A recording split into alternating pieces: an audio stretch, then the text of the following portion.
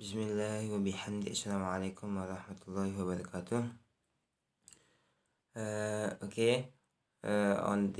In this time, I will present my assessments from my lecture. My name is Mustaqim Hadi.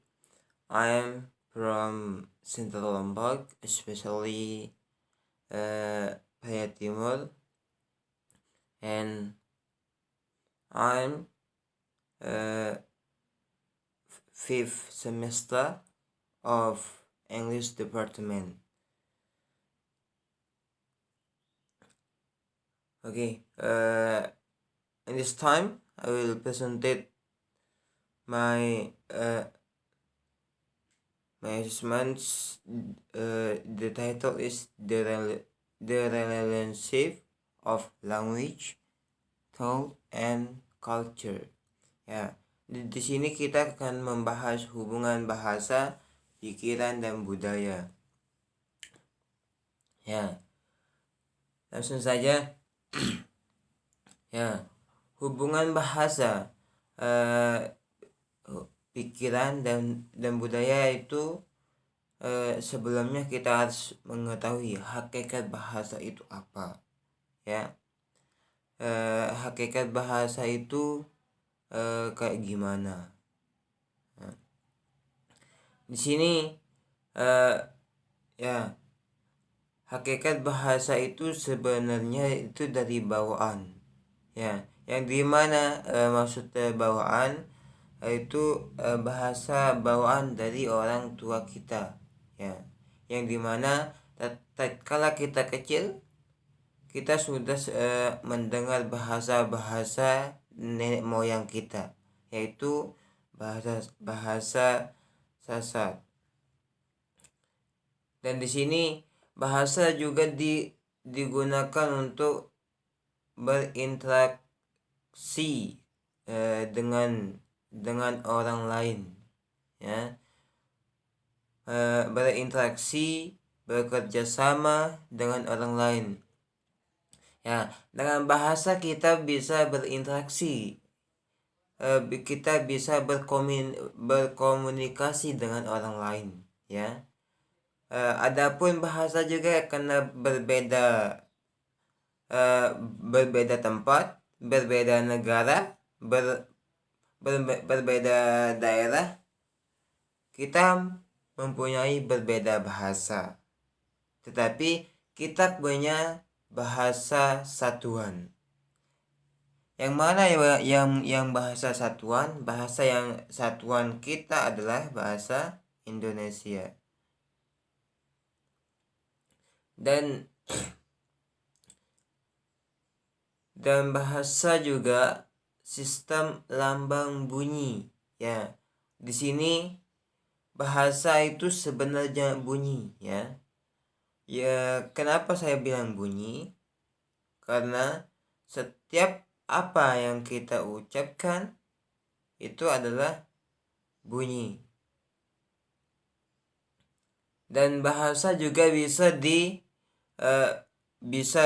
juga dengan gestur atau tubuh atau gerakan. Yang dimana untuk orang pengguna bahasa dengan gestur, dengan gerakan, dengan isyarat, itu contohnya orang SLB, ya.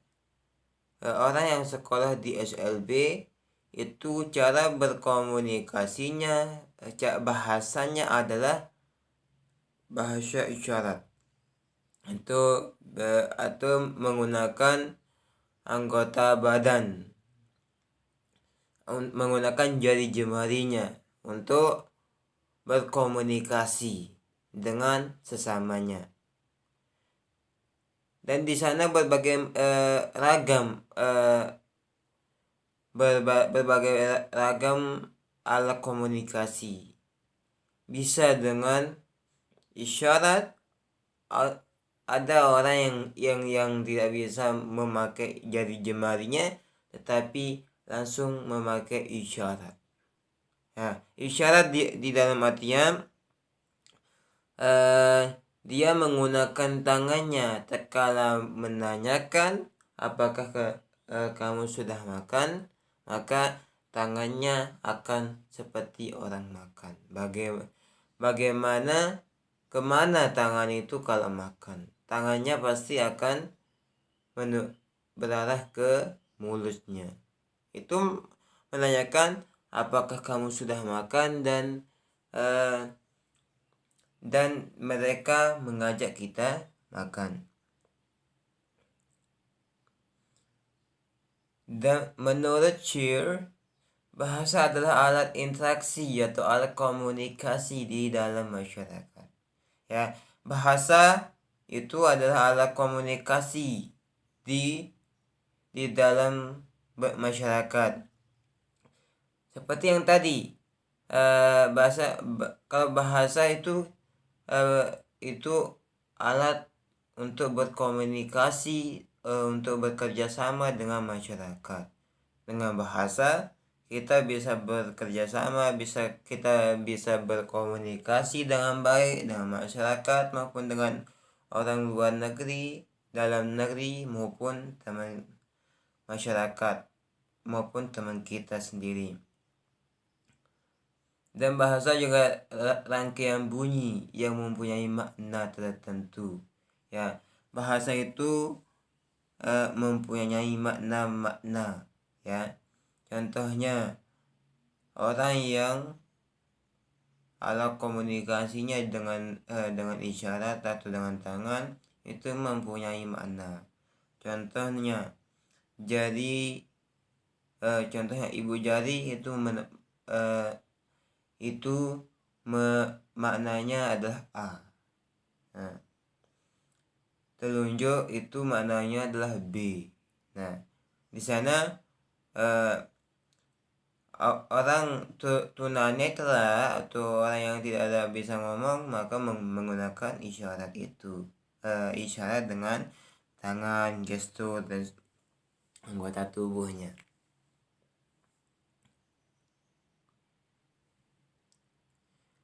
Dan rangkaian bunyi yang kita kenal sebagai kata, ya, dan melambangkan suatu konsep kumpulan lambang-lambang. Nah, di sini yang dimaksud lambang-lambang atau simbol-simbol nanti larinya adalah dengan yang tadi orang yang tunanetra, alat komunikasinya adalah menggunakan simbol atau lambang bunyi. Dan menggunakan pikiran juga, ya. Pikiran juga kita bisa berinteraksi dengan masyarakat. Kita bisa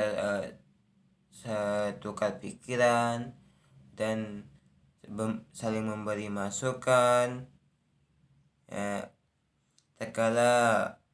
Contohnya terkala kita sedang rapat, maka kita di sana berinteraksi dengan pikiran, ya. Gimana untuk kemajuan ini, maka kita akan berpikir untuk kemajuan ini loh ya yang perlu kita lakukan.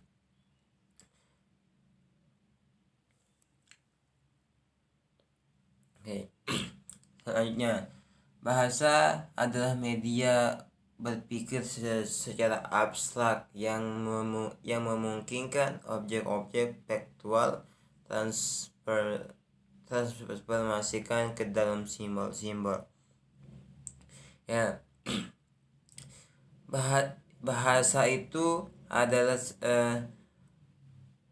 untuk media manusia untuk berpikir. Gimana setelah manusia itu berpikir, baru manusia itu akan mengeluarkan apa yang ada di pikirannya dan apa yang ada di unek-uneknya. Contoh yang tadi di saat rapat, maka akan berpikir terlebih dahulu apa yang kita perlu lakukan untuk kemajuan desa.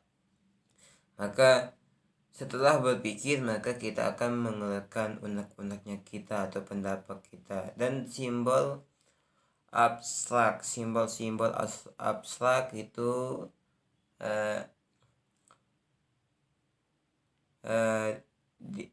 contohnya tunanetra itu simbol-simbol, dia menggunakan simbol-simbol. Menurut Sivil, bahasa adalah a fairly human and non-instinctive method of communicating idea, emotions, and desires by means of system of voluntary product symbol, ya. Ini yang saya jelaskan tadi, ya. Ini dan selanjutnya, berpikir adalah aktivitas mental manusia, ya. Di sini berpikir juga setiap manusia itu pasti berpikir, ya. Kenapa di sini berbilang aktivitas mental? Kenapa? Karena berpikir manusia itu akan menjadi lebih confident. Kalau di dalam bahasa Inggris, lebih confident setelah manusia itu berpikir, maka akan mengeluarkan apa saja yang dia mau keluarkan atau mau bicarakan, maka lebih pede dan lebih yakin bahwa ini benar. Nah,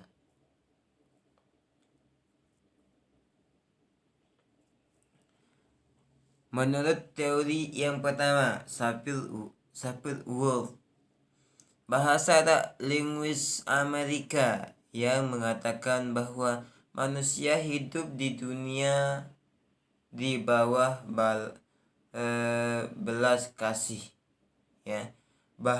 Bahasa yang telah menjadi alat pengantar dalam kehidupan masyarakat, ya.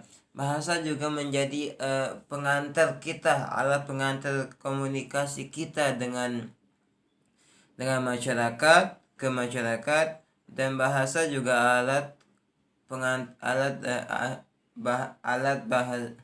bahasa alat pengantar kita dengan negeri-negeri lain, dengan with the other country, dengan negeri-negeri lain. Contohnya, kalau kita mau ke negeri Amerika, otomatis kita membutuhkan bahasa apa saja yang kita perlu pelajari kalau kita mau ke Amerika. Begitu juga kalau kita ke negara lain, ke negara Malaysia, bahasa apa saja yang kita pelajari? Tentunya bahasa Inggris, bahasa Melayu, ya. Dan banyak negara lain. Karena berbeda negara, berbeda bahasanya, tetapi ada kesamaannya. Bahasa tentunya bahasa Inggris itu adalah sebagai pengantar kita dengan negara-negara lain, pengantar komunikasi kita dengan negara-negara lain. Dan menurut Whorf mengatakan grammatical and lexical researchers of individual language will conceal the conceptual representation available to their speaker. Nah, di sini maksudnya secara grammatical, ya, itu dalam bahasa itu harus kita perhatikan tatkala kita ngomong dengan dengan orang-orang luar. Maksudnya kalau kita bertemu dengan bule dari Amerika, maka orang bule itu menggunakan grammar. Jikalau kita tidak menggunakan grammar, nanti terkadang bule itu tidak paham apa yang kita ucapkan. Makanya di sini grammatical secara kebahasaan, ya, itu juga perlu juga. Kenapa? Karena untuk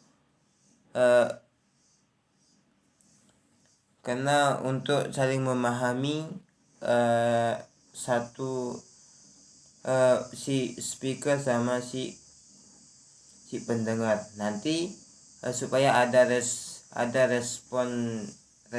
responnya, supaya saling kita pahami. Dan juga bahasa bagi Wob itu pemandu realitas sosial dan mengkondisikan pikiran individu tentang sebuah masalah dan proses sosial. Ya, bahasa juga disebut pemandu sosial, di mana pikiran individu kita tentang sebuah masalah itu akan dan proses sosial, ya. Tentunya setiap manusia itu punya masalah, ya. Nah, maksudnya di sini apa? Pemandu realitas sosial itu pemandu itu sebagai kalau dalam, ya, itu panduan sosial. Tatkala ada masalah di masyarakat itu, maka kita akan briefing tentang masalah itu dan bagaimana caranya kita untuk menyelesaikan masalah itu. Maka itulah yang disebut pemandu realitas sosial tentang sebuah masalah. Ya, contohnya kalau ada masalah di sekolah, maka semua guru akan berunding, atau guru BK akan berpikir, seperti ini loh cara menyelesaikan masalah ini. Dan proses sosial, ya, proses sosial di sini juga tentunya gimana cara kita bersosial. Tentunya kita harus mengetahui ilmu-ilmunya atau berpikir, ya. Maksudnya berpikir tatkala proses sosial di sana rendah, gimana kita cara untuk meningkatkan proses sosial di suatu tempat itu menjadi lebih tinggi, gitu. Proses sosial gimana caranya kita saling menyambung silaturahim, ya. Kita bersilaturahim dengan kampung-kampung sebelah, supaya kita bisa menyambung, membuat relasi. Tatkala kita membuat acara di desa itu dan kita kekurangan maka kita bisa mencari di relasi atau di desa sebelah. Kenapa? Karena kita sudah mempunyai relasi atau hubungan yang baik dengan desa sebelah. Teori Wilhelm von Humboldt, ya. menandakan adanya ketergantungan pemikiran manusia pada bahasa. Ya, beliau berpendapat itu manusia itu ketergantungan pemikiran ya pada bahasa. Tentunya pikiran kita itu tentunya dengan bahasa ya. Nah, tentunya dengan bahasa. Setelah kita berpikir, maka kita akan mengeluarkan unek-uneknya kita.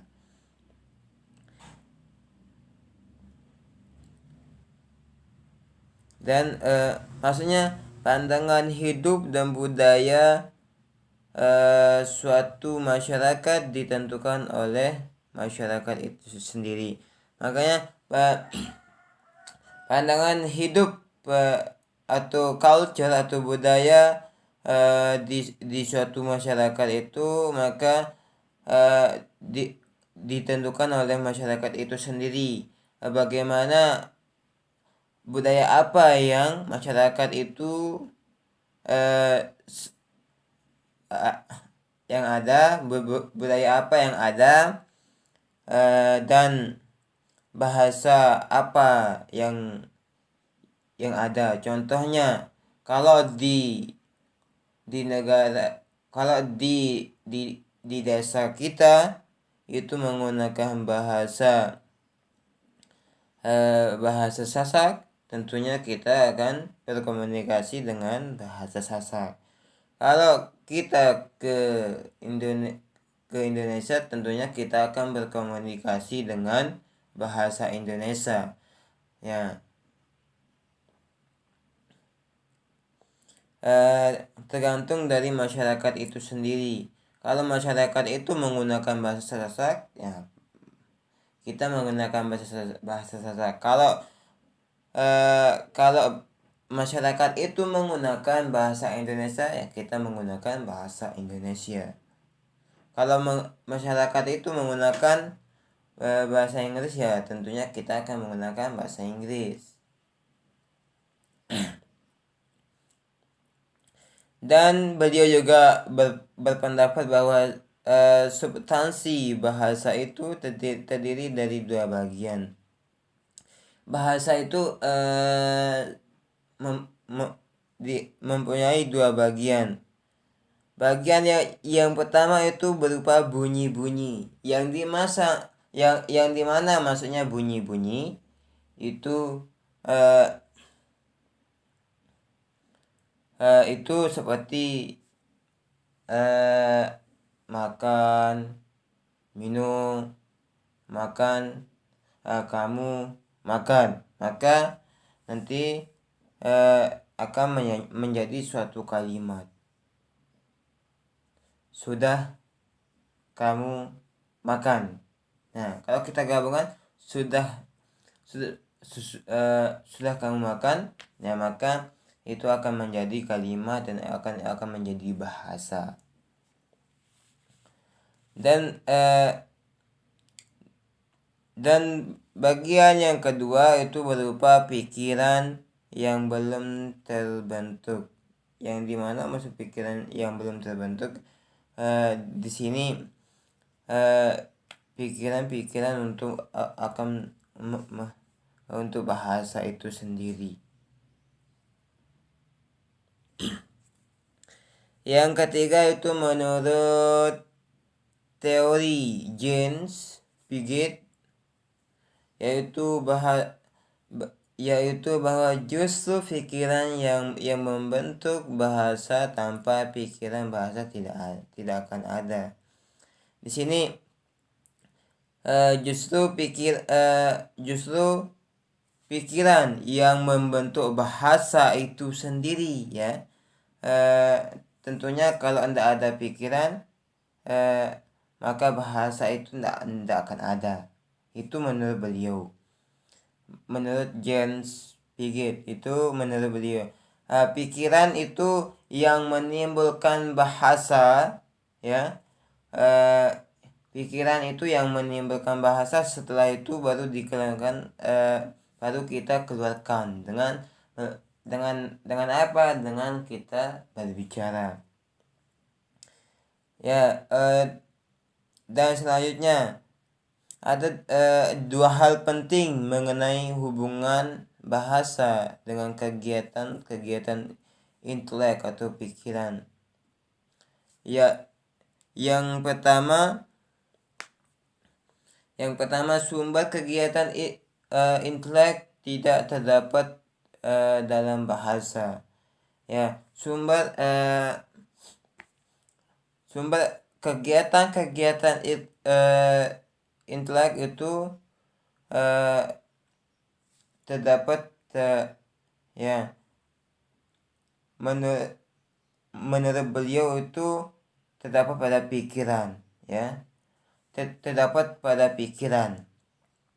Tetapi dalam periode sensori motorik, 2 tahun pertama perkembangan kognitif, yaitu suatu sistem skema dikembangkan secara penuh dan membuat lebih dahulu gambaran-gambaran dari aspek-aspek struktur golongan-golongan dan hubungan-hubungan benda-benda sebelum mengetahui gambaran-gambaran lain dan bentuk-bentuk dasar penyimpanan dan operasi pemakaian kembali.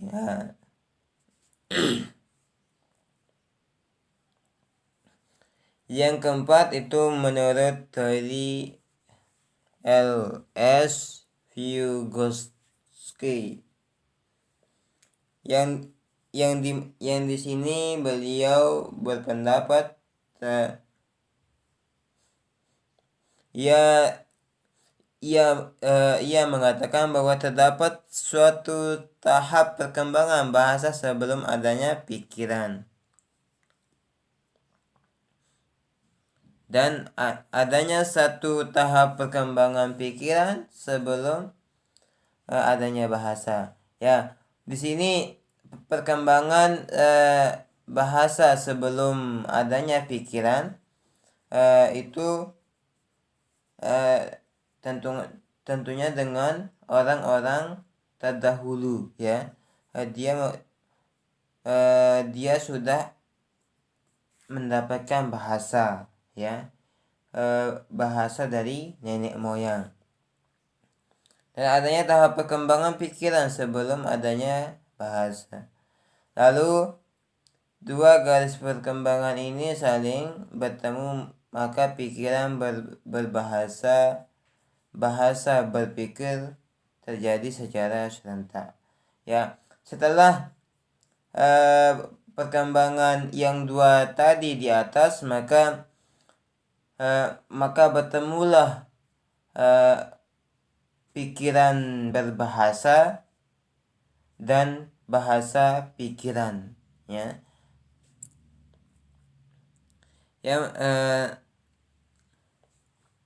Ya, mungkin hanya ini yang dapat saya sampaikan.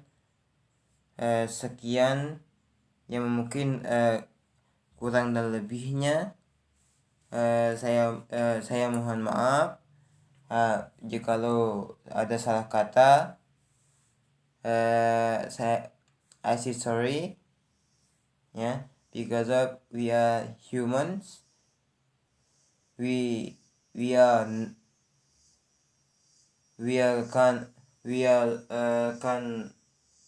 suffer from mistake and wrongly, dari kesalahan. Mungkin hanya itu. Sekian, wallahul muwaffiq wal hadi ila sabil lidasyad. Wassalamualaikum warahmatullahi wabarakatuh.